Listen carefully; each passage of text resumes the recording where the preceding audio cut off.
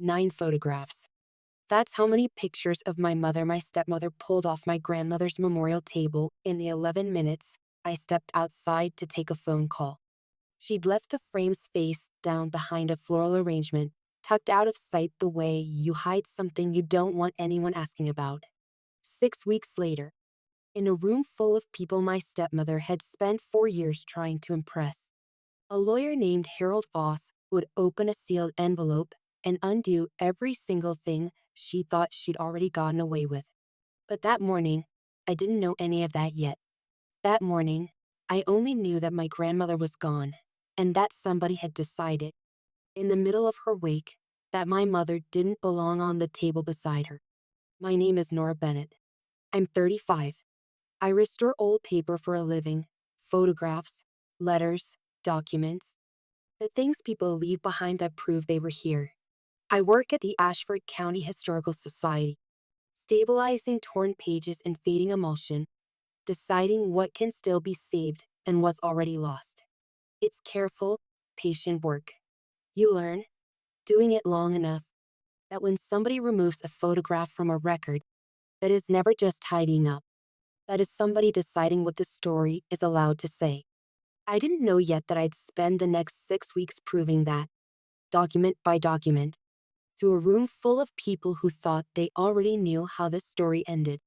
The wake was at the funeral home on Colby Street, the same one that had handled my mother's service 6 years earlier. I'd spent the morning before it setting up a memorial table near the guest book, photographs spanning 81 years of my grandmother Eleanor Bennett's life. Nell, everyone called her. Nell as a young bride. Nell at her husband's hardware counter. Nell holding me as a newborn. And near the center, 2 photographs of Nell with my mother, Elaine, my mother laughing at Nell's kitchen table the Thanksgiving before she got sick, and the 2 of them together at my college graduation, arms linked, both of them looking directly at the camera like they planned the pose. Nell had loved my mother the way some in-laws never quite manage. She used to say Elaine was the daughter she'd gotten to choose. After my mother died, it was Nell who called me every Sunday for 6 years straight, and it was Nell's kitchen table where I actually let myself cry about it, because at my father's house, by then, there was a new wife who didn't like to see me sad about somebody she'd never met. My phone rang while I was still arranging tea lights around the frames.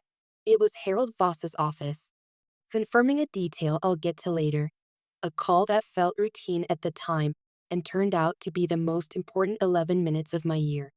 I stepped into the parking lot to take it, because the funeral home lobby echoes, and because some part of me, even then, was already being careful about who heard what. When I came back inside, my mother's face was gone from the table.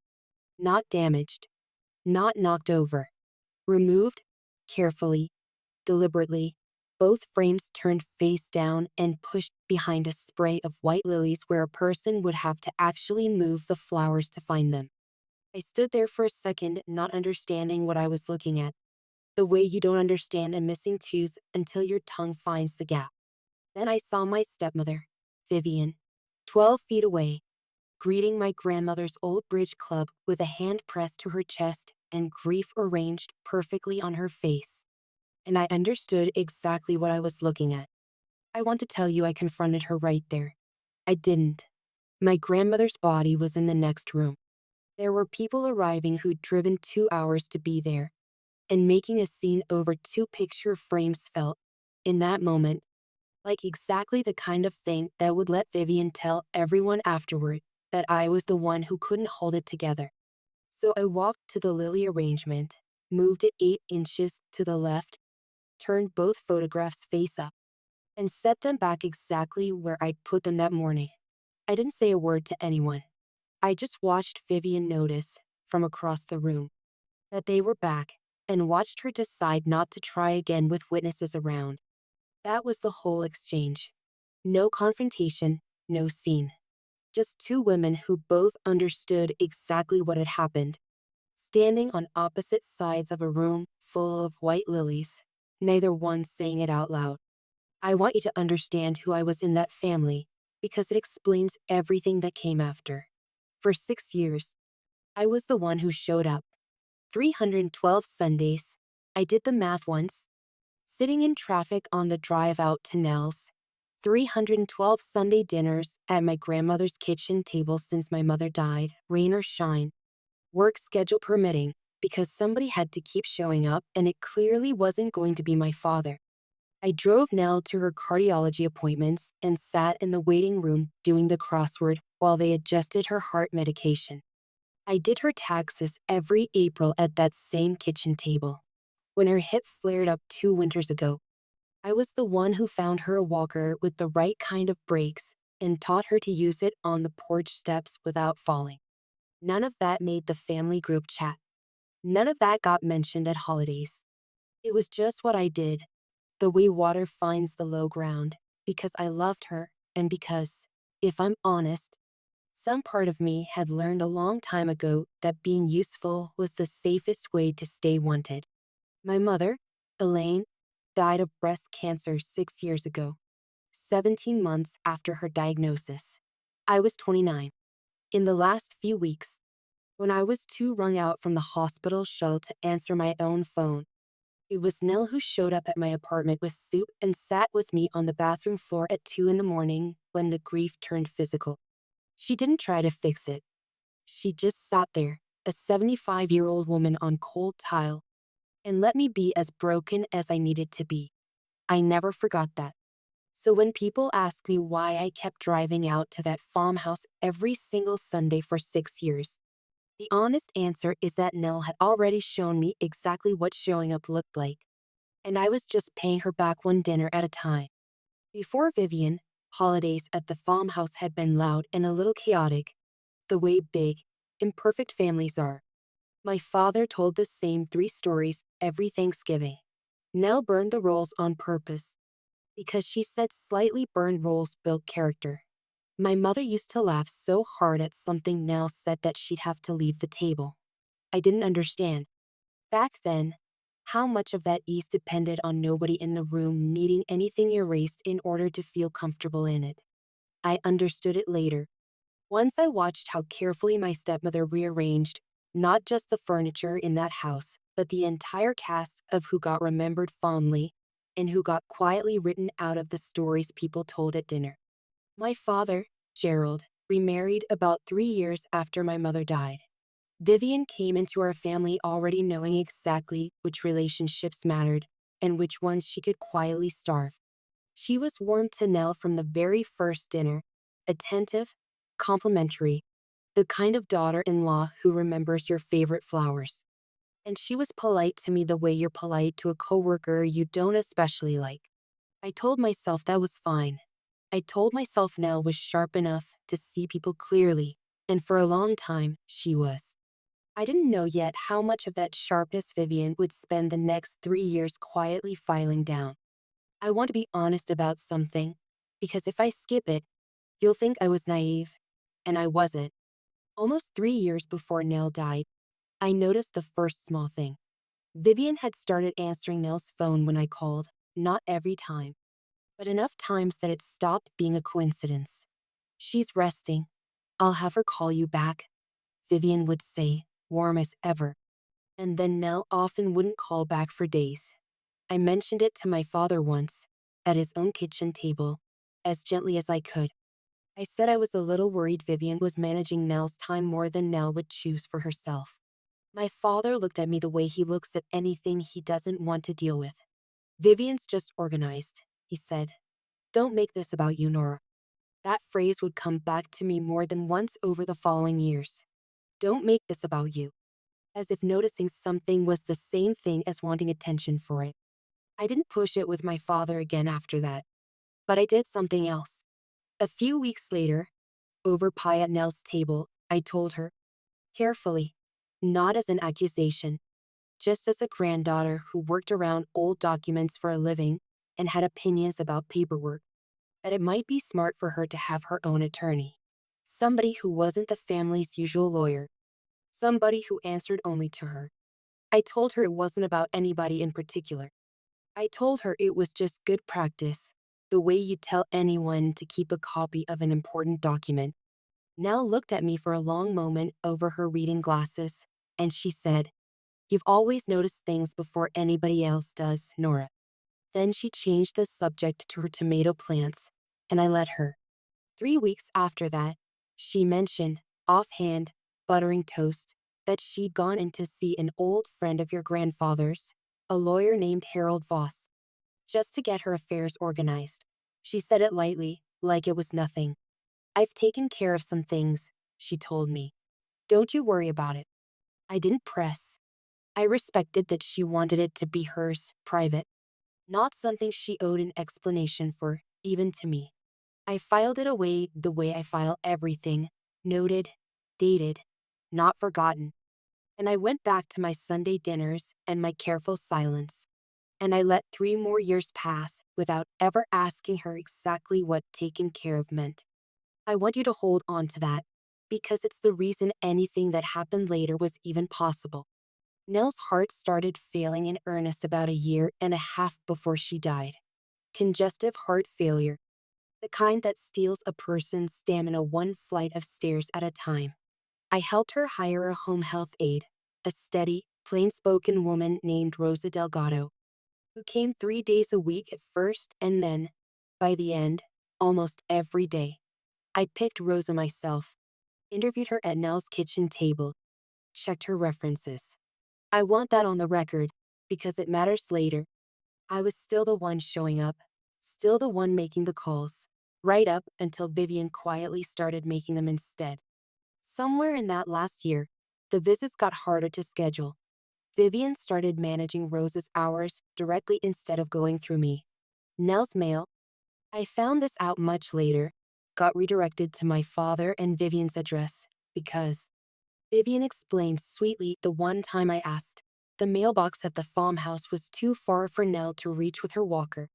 And wasn't it easier this way? It sounded reasonable. Almost everything Vivian ever did sounded reasonable. On its own, standing alone. It was only years of it stacked together that looked like anything else. There was a Sunday, about 8 months before she died, when I drove out unannounced because I hadn't heard from her in 11 days, which had never happened before in 6 years. I found her on the porch in a cardigan too heavy for the weather, and when I asked why she hadn't called, she looked at me like she was surfacing from somewhere deep and said, "I didn't want to bother you. Honey, Vivian said you've been so busy." I hadn't told Vivian I was busy. I hadn't told Vivian anything in weeks. I sat with Nell on that porch for 3 hours and didn't mention it again. But I drove home with my hands tight on the wheel, understanding for the first time that somebody was actively managing what my grandmother believed about me, not just what she knew about me. When I called and Vivian answered, she'd tell me Nell was resting. When I asked about visiting, she'd tell me Nell got tired easily now, maybe next week. When I pushed even slightly, she had one phrase she reached for every time, warm and final, like a door closing softly enough that you wouldn't hear the latch. "Don't worry about it, sweetheart. It's handled. It's handled." I heard that sentence so many times in the last year of my grandmother's life that I could have said it along with her. Nell died on a Friday morning in early October, at 81, in her own bed, with Rosa beside her. My father called to tell me. Vivian, I noticed, did not. The wake was the following Saturday. The photographs came down and went back up, quietly, the way I told you. The funeral itself, the next morning, was small and formal and correct in every visible way. Vivian in tasteful black, reading a passage about legacy in a voice that cracked exactly once, at exactly the right moment. I sat in the second pew with my younger brother, Caleb, who'd flown in from Denver, and I watched my stepmother perform grief with the same careful attention she'd once used to remove 2 photographs from a table, and I understood, somewhere under my own genuine sorrow, that I was watching the opening scene of something much longer. I didn't know yet how long. I didn't know about the will Vivian was already planning to have read. I didn't know that 4 weeks later, my grandmother's name would be about to go up on a building. or that my stepmother had already scheduled the dedication before the ground had properly settled over the grave. I only knew, standing at that memorial table, putting my mother's face back where it belonged, that I wasn't going to let anyone quietly rewrite what my family actually was. I just didn't know yet how much rewriting had already been done. 2 weeks after the funeral, my father called and asked the whole family to come to his and Vivian's house on a Sunday afternoon to go over some things. I knew what that meant before I hung up the phone. I put on the same calm face I'd worn at the memorial table, and I drove out there telling myself I was ready for whatever they were about to say. I wasn't, not entirely, but I was more ready than they expected. The living room had been arranged like a small courtroom nobody would admit was a courtroom. My father sat in his recliner. Vivian sat beside him on the arm of the couch, a folder squared neatly on her knee. Caleb sat across from me on the love seat, and a woman I didn't recognize sat in the good chair by the window with a leather portfolio. Priscilla Ainsley, it turned out, the attorney who'd drawn up the will everyone was there to hear about. Vivian did most of the talking before Ainsley ever opened her folder. She said Nell had wanted everything simplified, that the family needed to move forward instead of getting tangled up in grief, that she and my father had already been in touch with the Historical Society about honoring Nell's legacy properly before the year was out. Then Ainsley read the will. Priscilla Ainsley was younger than I expected, maybe 40, with the brisk, efficient manner of somebody who bills by the quarter hour and doesn't especially want to be pulled into a family's feelings about it. She read in a voice that never once climbed or dropped, the way you'd read out a grocery list, which somehow made it worse. The house on Featherstone Lane, appraised at $410,000. Savings and investments Nell had built over 60 years. Another $980,000. Call it $1.4 million. Altogether, the will named my father and Vivian as co-executors and primary beneficiaries, with $300,000 earmarked to fund something called the Bennett Family Legacy Wing at the Ashford County Historical Society, with my father and Vivian named as the family's permanent stewards of the gift. Caleb was left a modest sum, and to me, the will left one item, a small jewelry box that had belonged to my mother. I already had that jewelry box. Nell had given it to me herself the week after my mother's funeral, 6 years earlier. It had been sitting on my own dresser the entire time. Somebody had written me into my own grandmother's will, leaving me something I already owned, and I understood, sitting in that living room, that this wasn't an oversight. This was a message, dressed up as generosity, and it had been chosen carefully. There was one more line. Ainsley read it in the flat, professional voice lawyers use for the parts they know will land hardest. The bequest to Nora Bennett reflects the limited nature of our relationship in recent years. I heard my own name inside the word estrangement and felt something in my chest go very quiet and very cold, the way it does when you finally see the shape of a thing you'd only been feeling the edges of. 312 Sundays, I said, before I could stop myself. Nobody in that room understood what I meant, and I didn't explain it. I just let it sit there. Vivian reached over and put her hand on my father's knee, the picture of a patient woman managing a difficult moment. "We know this is hard," she said, to the room, to no one, to me. "Nell loved you, Nora. She really did. You're the strong one, you'll understand. This isn't personal. It's just how the numbers worked out once we accounted for everything the estate needs to cover." Caleb, sitting across from me, shifted in his seat and said quietly, "Maybe we should just let this be what it is, Nora. Vivian's been dealing with a lot." I didn't answer him. I understood, even then, that he believed what he was saying. He just didn't know yet what he didn't know. I asked, as calmly as I could manage, when exactly this will had been signed. Ainsley checked her file. 5 months before Nell died. I asked who had witnessed it. Two names I didn't recognize, Diane Foss and Karen Whitlock, both, it would turn out later, members of Vivian's book club. I asked whether Nell had had her own attorney at any point, separate from the family. My father shifted in his recliner. Vivian's smile didn't move, but something behind her eyes did. Don't make this about a conspiracy, Nora, she said gently, the way you'd correct a child. Everything's handled. The dedication is in 4 weeks. The Historical Society already has a gala on the calendar, and we didn't want to lose the date. We were hoping you'd come. It would mean a lot to have the whole family there for Nell. I said I'd be there. I meant it, though not in the way she thought. I drove home that afternoon with the jewelry box on the passenger seat, the one that had never left my dresser, and I thought about a name I hadn't said out loud in 3 years. Harold Voss. I've taken care of some things, Nell had told me once, buttering toast, and I don't worry about it. I hadn't worried about it. For 3 years, I'd let it sit, private, hers. Sitting in traffic on Featherstone Lane, I decided it was finally time to find out exactly what she'd taken care of. Harold Voss had been a friend of my grandfather's since before I was born. They'd served together decades earlier, and Nell had once mentioned he was the only lawyer in 3 counties she trusted to tell her the truth even when it wasn't convenient.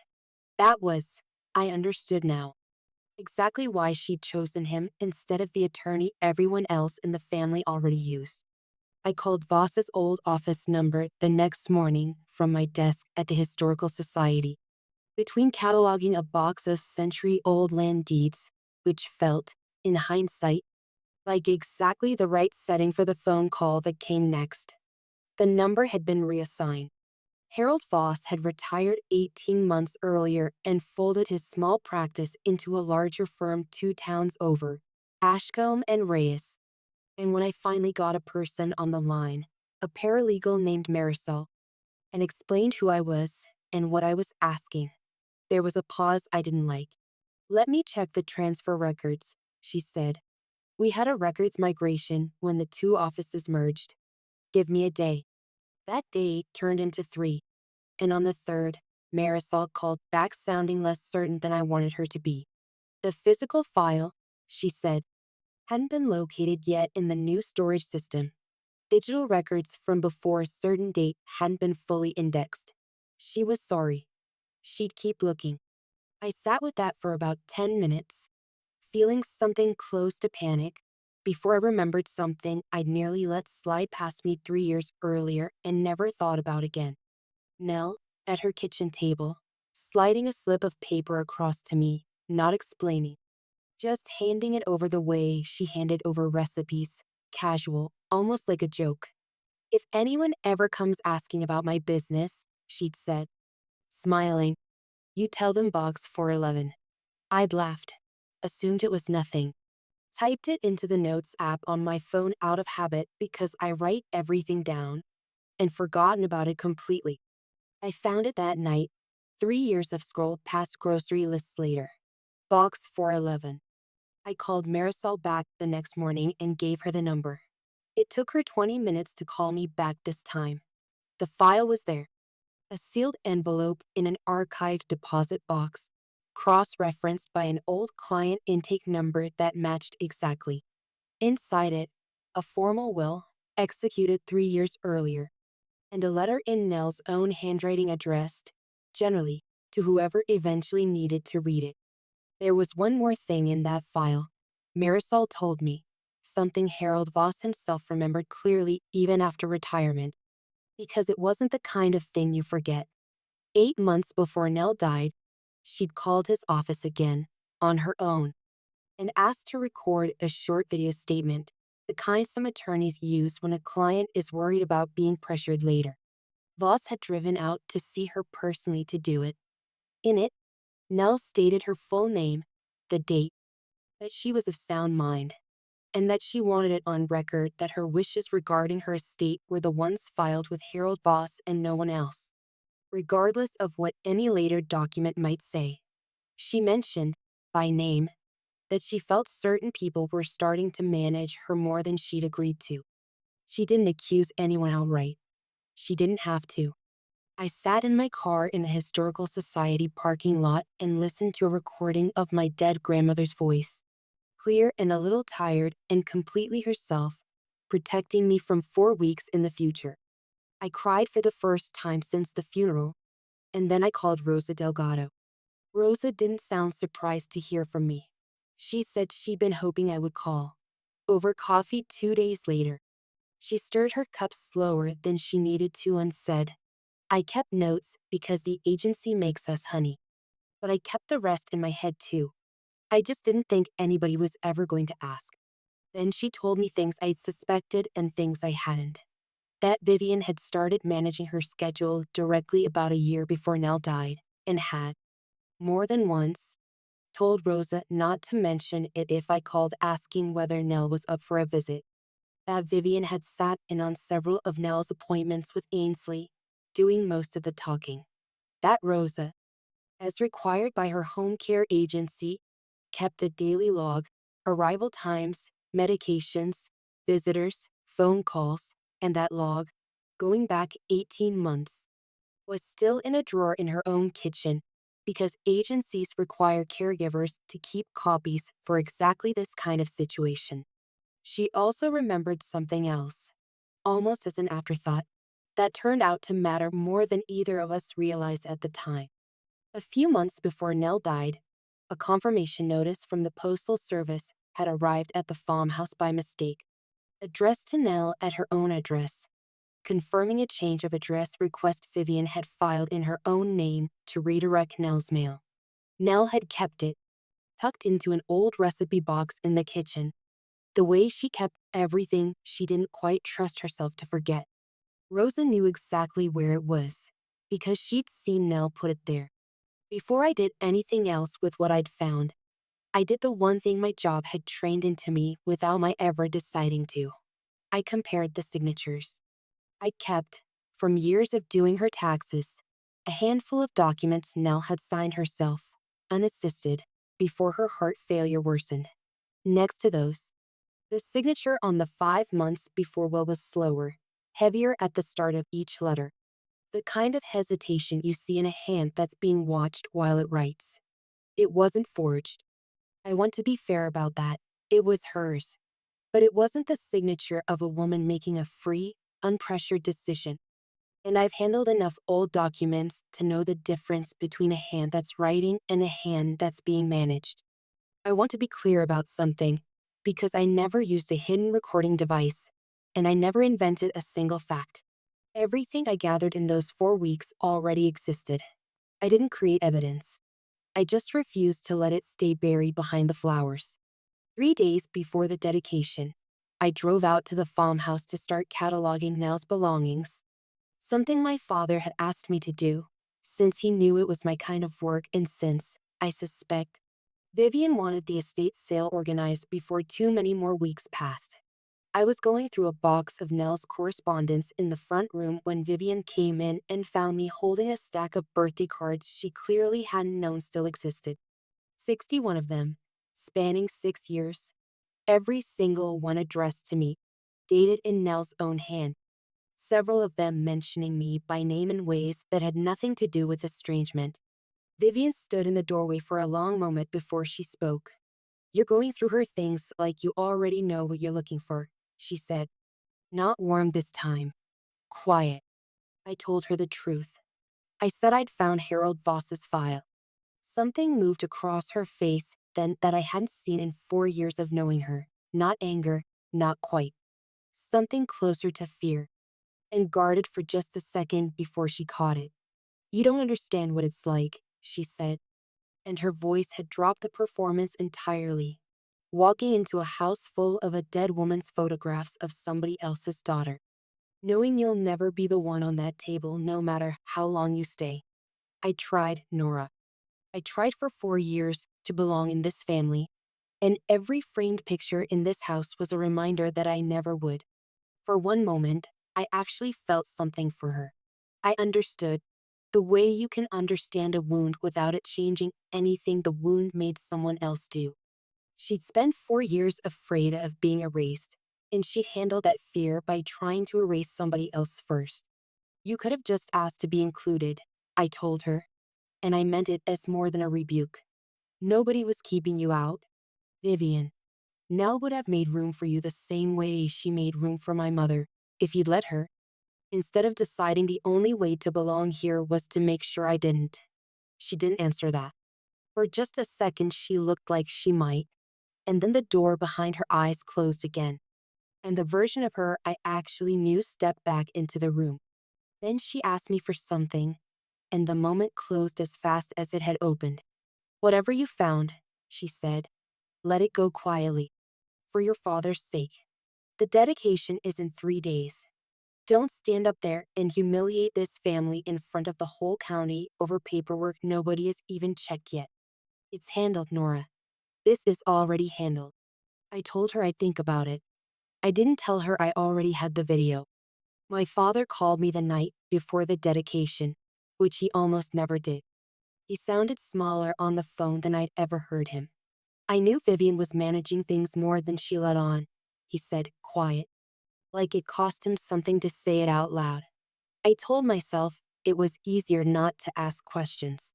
It was easier to let her handle it than to be the one who had to tell my own mother her new daughter-in-law was cutting her off from her granddaughter. I've been a coward about it, Nora. I know that. He didn't ask me to bury anything. He just wanted me to know he knew. It wasn't enough. It was still more than he'd ever given me before. The dedication was held in the Ashford County Historical Society's main reading room on a cold Saturday morning in late November, under a banner that read, in gold letters, "T.H.E. Bennett Family Legacy Wing." The room was full, board members, county officials, a reporter from the local paper with a camera around her neck, Nell's Old Bridge Club, Vivian's book club, two of Vivian's event planning clients who'd apparently become friends. My father sat in the front row in a dark suit. Vivian stood near the podium in cream, glowing, exactly the woman she'd always wanted the whole county to see.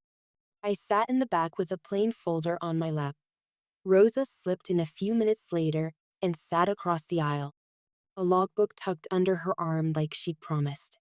Caleb sat beside me, and beside him, quietly, Harold Voss himself, 74 years old, in a good coat, holding a sealed envelope he'd driven 2 hours to deliver in person. The board's president, a man named Martin Cho, welcomed everyone and spoke warmly about Eleanor Bennett's decades of support for the Historical Society. Then he invited the family up to unveil the plaque, and Vivian rose first. My father stepped behind her, already reaching for the velvet cord. That's when I stood too, from the back row, and said, not loudly, "Mr. Cho, before the plaque comes down, may I say something? It concerns Eleanor's actual wishes." The room turned, 200 heads finding the voice at once. Vivian's hand stopped on the cord.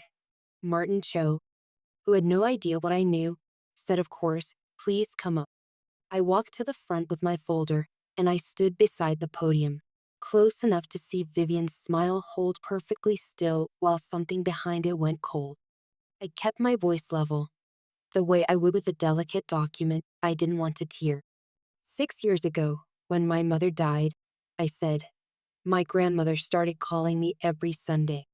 I want you to know that before anything else, because it's the part nobody's mentioned today.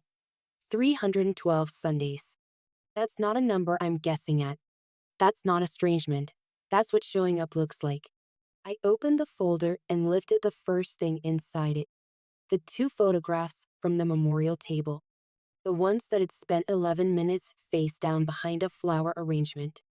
At my grandmother's wake, these were removed from her memorial table while I stepped outside for a phone call. My mother's photographs. I put them back myself because I didn't understand yet why somebody would want them gone. I understand now. I heard a small, sharp sound from somewhere near the front. I didn't look for it yet. I lifted the stack of birthday cards next. 61 cards and letters. Every one in my grandmother's own handwriting. Every one dated, spanning 6 years. Addressed to a granddaughter that will read 2 weeks ago, described as estranged. I set them on the podium, one small stack, undeniable. Then I lifted the postal confirmation notice Rosa had found in the recipe box. This is a change of address confirmation, filed in my stepmother's name. redirecting my grandmother's mail during the last year of her life. My grandmother never authorized that redirect to cut off her granddaughter. It was explained to me as a convenience because the mailbox was hard to reach with a walker. What it actually did was put every piece of my grandmother's mail into a house I wasn't welcome in. I looked up once at my father. He was staring at the floor. I looked at Vivian, who had not moved. Beside me, I felt Caleb shift in his seat, and then, quietly, he stood too. Not to speak, not yet, just to stand. The way you stand for something you've decided matters. I don't think he planned it. I think it was the postal notice that did it, the plain fact of a form with a date on it. He told me later that was the exact moment he stopped believing the version of events he'd been handed. 5 months before she died, I went on. My grandmother signed a new will. It named my father and my stepmother as primary beneficiaries and named me, in writing, as someone whose relationship with her had grown limited. It was witnessed by two women who are here today, both members of my stepmother's book club, not disinterested witnesses, friends of the person who benefited most. I let that sit for one full breath before the last piece. Somewhere in the second row, Diane Foss, one of the two book club witnesses on the fraudulent will, put a hand over her mouth and looked at the floor like she wanted to be anywhere else in the county. 3 years before that will was signed, my grandmother went to see an attorney of her own choosing, without telling my father or my stepmother, because I asked her to. That attorney is here today. I gestured to Harold Voss, who stood, slowly, in the aisle. He's brought her actual will, and 8 months before she died, worried that someone was managing her more than she'd agreed to, she recorded a video statement, on her own, stating exactly which document reflected her true wishes. The room had gone so quiet I could hear the radiator ticking somewhere near the windows. Harold Voss walked to the front of the room, opened the sealed envelope, and, in a steady, unhurried voice, read Eleanor Bennett's real will out loud. The house on Featherstone Lane and the majority of her savings held in trust for me. A smaller and unnamed gift to the Historical Society that came with no plaque and no naming rights attached. Modest bequest to my father and to Caleb, and a line, near the end, that Voss read slowly enough that every person in that room heard every word. To my granddaughter Nora, who never once needed to be asked twice. I am leaving her what is hers, and I am trusting her to make sure nobody ever tells this family a different story than the true one. Martin Cho, standing beside the covered plaque, looked at the banner overhead like it had just caught fire. He didn't need me to say anything else.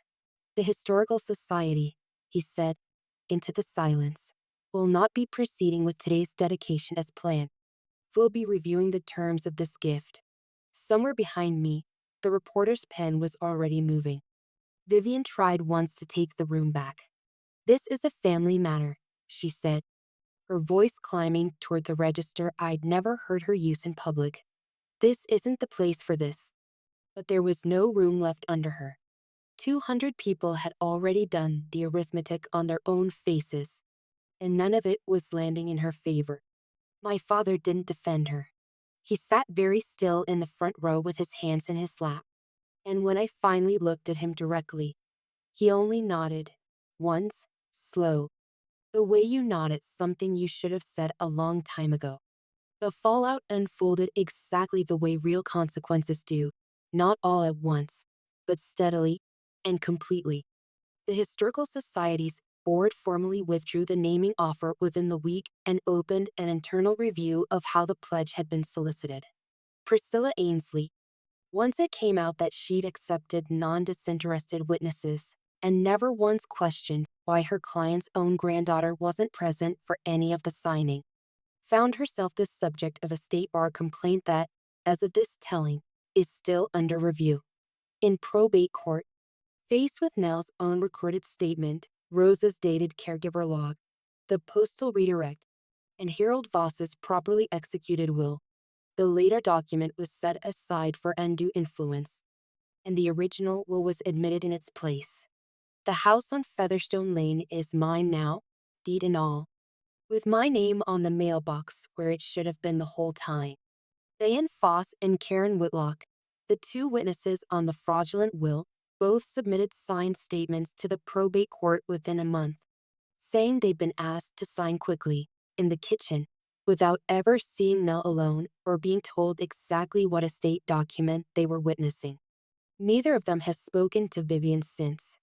Martin Cho called me himself a few weeks later to say the board had voted to use the smaller, properly designated gift to restore the reading room's original name, Eleanor's name alone. No family attached to it. Exactly the way Harold Voss said she'd actually wanted it all along. The county paper ran the story 2 days after the dedication, under a headline I didn't choose and wouldn't have picked myself.